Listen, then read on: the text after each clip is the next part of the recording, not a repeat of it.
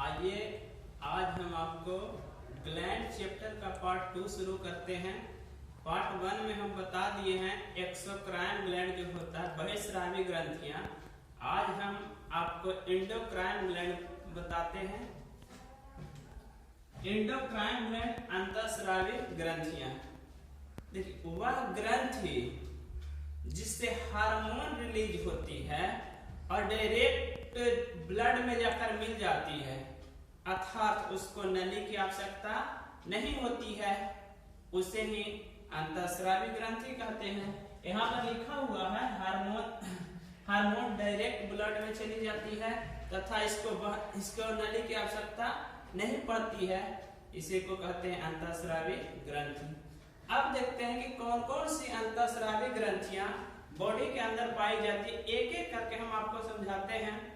सबसे पहले देखिए हाइपोथैलेमस ग्रंथि।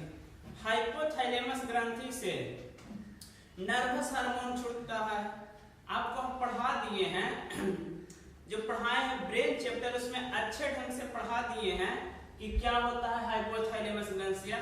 बस इतना जानिए, भूख प्यास प्रेम घृणा ये सब को जो नियंत्रित करती है उसी को तो हाइपोथैलेमस ग्रंथि कहते हैं। यहाँ पर आज ग्रंथि चैप्टर पढ़ा रहे हैं, इसीलिए इतना जिक्र है, आपको इतना ही समझा देते हैं। तो हाइपोथैलेमस ग्रंथिया से नर्वस हार्मोन निकलता है। यह टोटल जितने भी एंडोक्राइन ग्लैंड है सभी पर कंट्रोल बना के रखती है हाइपोथैलेमस ग्रंथि। नेक्स्ट देखिए पिनियन ग्लैंड। पिनियन ग्लैंड है जो सर का जो बीच में पाया जाता है, सर का जो बीच जो बोला जाता है सिर का तीसरी आंख, इसे आई थर्ड आई भी बोला जाता है। ये जो सबसे पहले जो यहाँ पर देखिएगा ब्रेन में, ये टोटल फिलहाल जो अभी बता रहे हैं टोटल ब्रेन का ही ग्रंथियां हैं। हाइपोथैलेमस भी ब्रेन में पाई जाती है और पिनियन ग्रंथि भी ब्रेन का ये बीच वाला जो भाग है एकदम छोटा सा, वहां पाई जाती है पिनियन ग्लैंड। पिनियन ग्लैंड के बारे में आप जानिए, इससे दो हार्मोन रिलीज होती है। पहला हो जाती है मेलाटोनिन और दूसरा सेरोटोनिन। मेलाटोनिन और सेरोटोनिन। मेलाटोनिन का मुख्य रूप से काम है, देखिए रात में देखिएगा स्किन का रंग हल्का काला दिखेगा, इसीलिए जेवेलस वाला बहुत तेज होता है और ज्यादा लाइट लगा देता है कि कोई भी सामान ज्यादा चमकीला दिखे। तो ये स्किन के लिए है। जो मेलाटोनिन हार्मोन होता है जिससे स्किन का रंग हल्का रात में काला दिखता है। दूसरा है सेरोटोनिन हार्मोन। सेरोटोनिन हार्मोन देखिए ये नींद लाता है।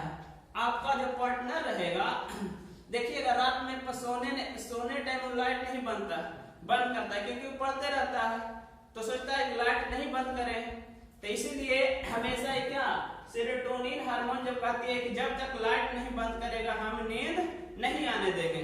इसीलिए देखिएगा छोटा छोटा जब बबुआ रहेगा गोदी में खेलता हुआ, उसको थोड़ा सा मम्मी इसे हाथ से दबाएगी, सर को सुजा सुता देती है। यहाँ पर देखिए आपको बड़े बच्चे को बोलिएगा कि सुजा तो कभी नहीं सूख पाती है, ये सेरोटोनिन हार्मोन के कारण होता है। इसीलिए यह 15 वर्षों के से नीचे वाले बच्चों को ज्यादा मात्रा में पाई जाती है, अर्थात और भी छोटे बच्चों के जब वो नन्हे मुन्ने रहते हैं 2, 4, 5 महीना के, देखिएगा ज्यादातर बहुत वो नींद में ही रहती है, बच्चा हो या बच्ची। तो इसीलिए समझिए कि देखिएगा माताएं हैं जो उसको झांक कर सोला देती है और बच्चा ज्यादा सोता है, लेकिन आप जब बड़ा हो जाइएगा तो नींद कम आएगी। नेक्स्ट चलिए, एक और होता है ब्रेन में पिट्यूटरी ग्लैंड, उसको हम थोड़ा सा वीडियो लंबा होगा लास्ट में पढ़ाएंगे क्योंकि उसका थोड़ा सा बड़ा पार्ट हो जाता है। अभी देखिए दो को जो ब्रेन का पढ़ा दिए हैं, तीसरा में देखिए थायराइड ग्लैंड। थायराइड होता है, थायराइड का हिंदी होता है अबटू ग्रंथि। अब देखिए थायराइड जो पाया जाता है यहाँ गला, यहाँ जो गला के पास हुआ यहाँ पाई जाती है, और थायराइड ग्रंथि से क्या निकलेगा थायरॉक्सिन हार्मोन, और यही है जो ब्लड प्रेशर को कंट्रोल करके रखती है। ये जो ब्लड प्रेशर का कंट्रोल करने का काम थायरॉक्सिन हार्मोन है। थायरॉक्सिन हार्मोन में देखिए ये मिश्रण किसका किसका रहता है, तो थायरॉक्सिन प्लस आयोडीन में मिक्स रहता है, तो ये दोनों का मिश्रण है। अब देखिए जब थायरॉक्सिन हार्मोन की कमी हो जाती है तो यहाँ पर कुछ डिजीज होता है, कुछ रोग होता है। देखिएगा गांव में या शहर में देखिएगा किसी का गला जो फूल जाता है इसे बोलते हैं ग्वाइटर रोग।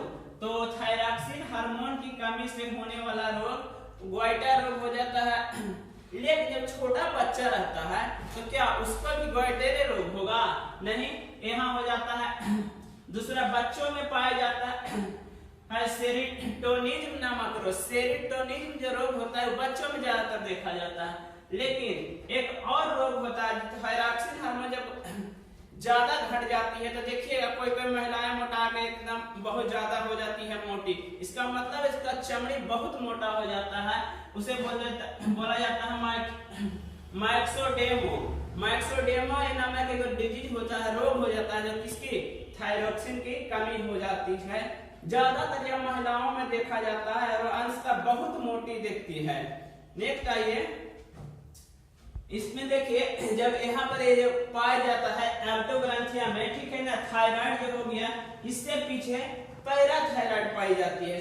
पैराथायराइड देखिए वहां पर थायराइड में थायरॉक्सिन हार्मोन निकला है, तब पैराथायराइड में जो यहाँ गला है उसके पिछली भाग में पाई जाती है पैराथायराइड। पैराथायराइड से क्या निकलेगा, सेम नाम वही है, पैराथायरॉक्सिन हार्मोन निकलता है। और इसमें किसका किसका मिश्रण है, कैल्शियम और फास्फोरस का मिश्रण रहता है। जो यहाँ पर लिखा हुआ कैल्शियम और फास्फोरस का मिश्रण रहता है। और लेकिन याद रखिएगा परीक्षा में ये पूछेगा वह कौन सी ग्रंथियां हैं जिस पर किसी का पीयूष का कंट्रोल नहीं होता, तो यह पैराथायरॉक्सिन हार्मोन। पैराथायरॉक्सिन जिससे निकलती है पैराथायराइड ग्रंथि से, इस पर पीयूष ग्रंथि का कंट्रोल नहीं होता है। लेकिन जितना भी इंडोक्राइन ग्लैंड है सभी पर क्या पीयूष ग्रंथिया का कंट्रोल होता है। नेक्स्ट आइए थाइलेमस ग्लैंड। जो थाइमस ग्लैंड आता है, थाइमस ग्लैंड, थाइमस देखिए यहाँ से आप नीचे आइए, थाइमस बच मतलब क्या, छाती। जो छाती होता है उसके बीच में ही पाई जाती है बच, तो बच छाती को ही बोला जाता है।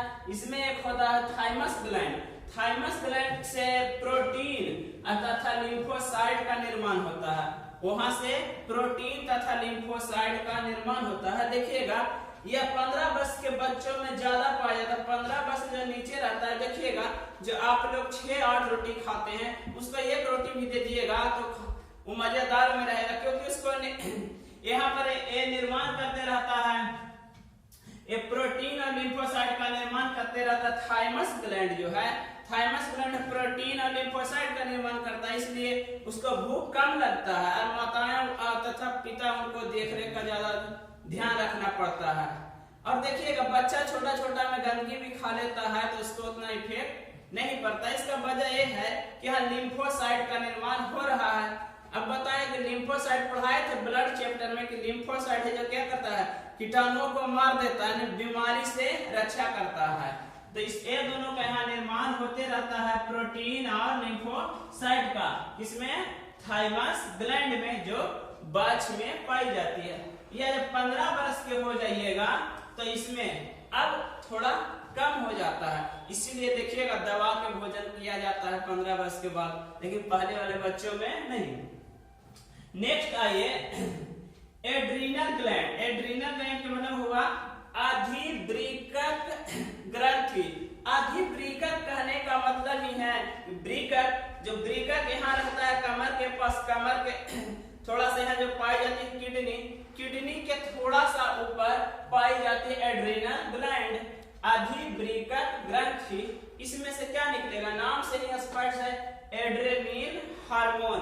एड्रेनलिन हार्मोन निकलता है और इसे बीपी को देखिए एक कब निकलता है, जब आप अचानक आहट, जैसे अचानक कोई घटना हुआ हो, अचानक आप दुर्घटना देखे हो, या आपको अत्यधिक गुस्सा आ जाता है।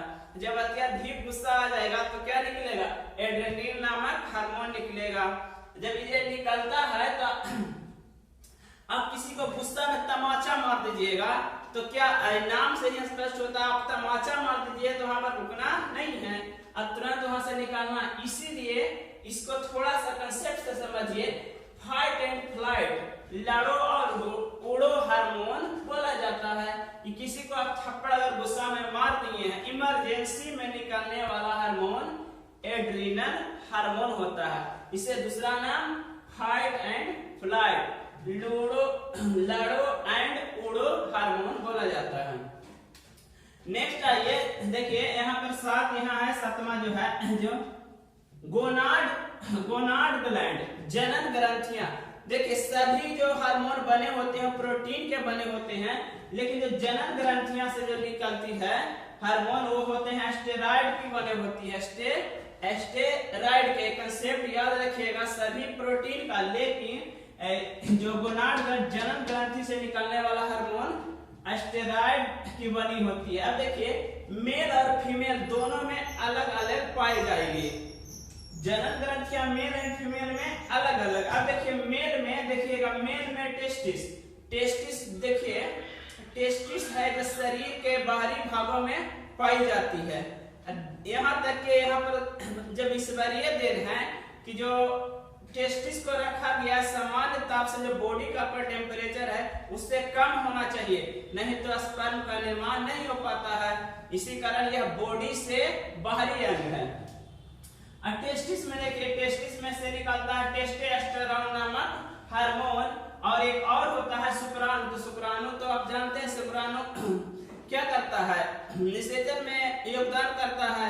निषेचन में मुख्य रूप से योगदान इसी का रहता है, तब बच्चे का जन्म होगा तो निषेचन क्रिया भाग लेती है शुक्राणु। अब देखिए थोड़ा समझिए, टेस्टोस्टेरोन थोड़ा सा गंध युक्त होता है। गंध युक्त होने का वजह यह है कि कुत्तों देखिएगा, कुत्ता जगह जगह अपना पेशाब करते रहता है, इससे वो सूंघ कर स्पष्ट करता है कि मेरा एरिया क्राइटेरिया यही है क्या। अगर दूसरा जगह कुत्ता चल जाता है तो देखिए उसका क्राइटेरिया डिसाइड होता है, इसीलिए कुत्ता जाता नहीं है, वो पालतू की तरह ही उतना ही में रहेगा एरिया में। ऐसा भी देखिए सेना भी ऐसा ही कुछ करती है, जब जंगल में ड्यूटी रहता है तो वहां पर बाथरूम के जरिए कुछ न कुछ आहट दे देती है कि टेस्टोस्टेरोन से सूंघ कर जंगली जानवर को पता चल जाए कि इधर कुछ मानव प्राणी का वास है। ठीक है, अब देखिए मेल में चलिए, मेल में दो गो ओवरी होगा, लेफ्ट एंड राइट, वहां पर से हार्मोन निकलती है एस्ट्रोजन। देखिए बता रहे थे कि जब फीमेल में हो जाता है ओवरी एक लेफ्ट होता है एक राइट होता है, दोनों से हार्मोन निकलती है, वो होता है एस्ट्रोजन, प्रोजेस्टेरॉन, रिलैक्सेशन। तीनों का काम समझिए। एस्ट्रोजन जो होता है इससे एमसी पीरियड आने में बहुत आसान, थोड़ा सा सहूलियत होती है। अगर इसकी कमी होती है तो किसी को देखिएगा कि पीरियड अनियमित हो जाती है, इसी का वजह से हो जाता है कि एस्ट्रोजन अगर कमी हो गया तो किसी को पीरियड नियमित नहीं रहता है, तथा एस्ट्रोजन एक और करता है जो अंडाणु इसको निर्माण में मददगार होता है। प्रोजेस्टेरॉन से स्पष्ट होता है, देखिए नाम से ही कि प्रोटेक्ट में सुरक्षा देता है। अगर बच्चा गर्भ में पल रहा है तो 9 महीने 9 दिन अगर कोई सुरक्षा देने वाला है तो प्रोजेस्टेरॉन है। प्रोजेस्टेरॉन थोड़ा सा आस्तन विकास में भी कारगर है, ये दोनों इसका मुख्य काम है। अब देखिए रिलैक्सेशन मतलब रिलैक्स करना, रिलैक्स। अगर बच्चा देखिए नॉर्मल डिलीवरी के लिए क्या हो, रिलैक्सेशन ज्यादा हार्मोन होता है तो नॉर्मल डिलीवरी होना बहुत आसान हो जाता है। और नॉर्मल डिलीवरी में देखिए अगर हो जाती है तो बहुत सुंदर बात है, लेकिन आपका डॉक्टर भी है जो थोड़ा सा ज्यादा होशियार हो गया है और इस तरह से पेशेंट को लूटती है कि जो कहती है कि देखिए ये दवा है जो रिलैक्सेशन हार्मोन है, जो दवा है उसको बोलती है कि तुम इसको टाइम से खाना है। ये इसलिए कह देती है कि रिलैक्सेशन हार्मोन क्या होगा, कम होने वाला दवा दे देता है, उसको तुम टाइम से खाने बोलता है, जिससे कि रिलैक्सेशन हार्मोन का स्त्राव कम होता है। और क्या नॉर्मल डिलीवरी होने का वजह है कि क्या ऑपरेशन का सहारा लेना पड़ता है, जिससे कहीं ना कहीं डॉक्टरों को भी फायदा बहुत होता है। चलिए नेक्स्ट, यहाँ जाइए, अब जो बता रहे थे कि ब्रेन में जो 3 वो ग्रंथियां हैं, एक हाइपोथैलेमस, एक पिनियन, और जो थर्ड वाला बच गया था पिट्यूटरी ग्लैंड, पीयूष ग्रंथि, इसे मास्टर ग्रंथि बोला जाता है। क्यों? क्योंकि देखिए पूरा जो जितना ग्रंथियां हैं सभी पर कंट्रोल पिट्यूटरी ग्लैंड, पीयूष ग्रंथि की होती है, लेकिन इस पर भी कंट्रोल किसका होता है? तो हाइपोथैलेमस ग्रंथियां की होती है। लेकिन एक बात याद रखिए कि एक बताए थे पैराथायराइड ग्रंथियां पर कंट्रोल इसका पिट्यूटरी ग्लैंड का नहीं होता है। ठीक है, याद रखिएगा। पिट्यूटरी ग्लैंड, पीयूष ग्रंथि, ये देखिए ब्रेन जो हुआ, तो ब्रेन का बीच का जो भाग हुआ, बेस वाला, तल वाला, वही देखिए ब्रेन का तल का बीच में जो पाए जाने वाला है क्या? पिट्यूटरी ग्रंथि। लेकिन इसे मास्टर ग्रंथि कहने के मास्टर ग्रंथि इसीलिए कहा गया कि सब पर इसका नियंत्रण होता है, और इसका वजन औसतन माना गया है कि 0.6 ग्राम होता है। लेकिन इससे भी एक छोटी ग्रंथियां होती है, पिनियन ग्रंथि। पिनियन ग्रंथि लिखा हुआ है, लेकिन देखिएगा परीक्षा में आपको पिनियन नहीं रहेगा, तब मारना है पीयूष या पिट्यूटरी, इसी का इंग्लिश है पिट्यूटरी ग्लैंड है। अब देखिए पिट्यूटरी ग्लैंड से 3 प्रकार के हार्मोन रिलीज होता है। TSH, thyroid stimulated hormone, thyroid stimulated hormone, यह शरीर में अगर थायरोक्सिन की कमी हो रहा है तो उसको उत्तेजित करने में मदद करती है कि थायरोक्सिन तेजी से निर्माण हो। दूसरा STH, सीमेटोट्रोपिक हार्मोन, सीमेटोट्रोपिक हार्मोन रिलीज करती है और यह वृद्धि को नियंत्रण करती है। अब देखिए ये जब बढ़ जाएगा तो कोई देखिएगा बहुत लंबा हो जाता है, और ये जो घट जाता है देखिएगा बौनापन छोटा, देखिएगा 45 साल के जो बचवा रहेगा एकदम इतना को रहेगा। ये ज्यादातर ये फिल्मी दुनिया में देखा जाता है, ऐसा बहुत कम मिलेगा। तो समझिए STH सीमेटोट्रोपिक हार्मोन है, जो क्या वृद्धि को नियंत्रण करता है कि कितना हाथ बढ़ना चाहिए, कितना पैर बढ़ना चाहिए, नहीं तो पता चलेगा कि हाथ चल गया पैर के पास नीचे। ठीक है। LTH, lactogenic hormone, lactogenic hormone जो होता है, जितना भी जिससे भी स्तन में दूध का स्राव होता है, तो दूध का निर्माण कौन करता है? ये लैक्टोजेनिक हार्मोन, दूध का निर्माण लैक्टोजेनिक हार्मोन करता है। लेकिन देखिएगा कि वो तो निर्माण कर देती है, लेकिन क्या छोटा बच्चा जो जन्म लेगा उसको तुरंत दूध पीने आ जाएगा? उतरना चाहिए। स्राव करने के लिए कौन जिम्मेदार है? तो इसी से पिट्यूटरी से एक हार्मोन रिलीज होती है जिसका नाम है ऑक्सीटोसिन। ऑक्सीटोसिन से क्या होता है? दूध का स्राव होता है। तो फिर कहिएगा सर स्तन क्यों है? तो स्तन का वाले काम है दूध को स्टोर करना। लेकिन देखिए अब मानव भी थोड़ा ज्यादा होशियार हो गया। किसी जानवर को अगर बच्चे मर जाता है तो उसको थन में ऑक्सीटोसिन हार्मोन की एक इंजेक्शन दे देती है और दूध अच्छे से गार लेती है। ठीक है, नेक्स्ट चलिए वैसोप्रेसिन हार्मोन क्या होता है? वैसोप्रेसिन हार्मोन होता है जब मूत्र का स्राव थोड़ा, मूत्र का जो सांद्रता है बढ़ाता घटाना है, नॉर्मल रहना चाहिए। अगर ज्यादा हो गया तो थोड़ा बाथरूम कम उतरता है, ज्यादा इसका अगर पतला हो गया तो बॉडी से आपको ज्यादा पेशाब के रास्ता से निकल जाएगा पानी। तो बस यही हो गया वैसोप्रीन जो हार्मोन होता है उसका काम क्या है? पेशाब की सांद्रता को बनाए रखना। तो ठीक है, आज हम पार्ट 2 ग्लैंड का पढ़ा दिए हैं। फिर हम नेक्स्ट वीडियो में पढ़ाएंगे मिक्स एंडोक्राइन।